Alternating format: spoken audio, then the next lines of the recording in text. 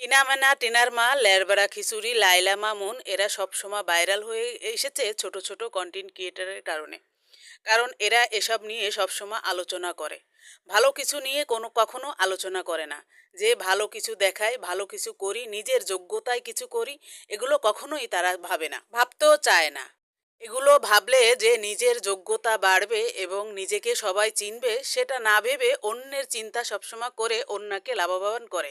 এবং এমন শ্রেণীর লোক এরা, যাদের চিনানোর জন্য ছোট ছোট কন্টেন্ট ক্রিয়েটারগুলো তারা আগ্রহী বেশি হয়ে পড়ে। ভাইরে ভাই, হিরোইনসি গাঞ্জটিগো না উঠাইয়ে তোমরা নিজেরাই ওঠো, নিজেদের যোগ্যতায় ওঠো। অন্যকে ফলো না করে নিজেকে ফলো করো।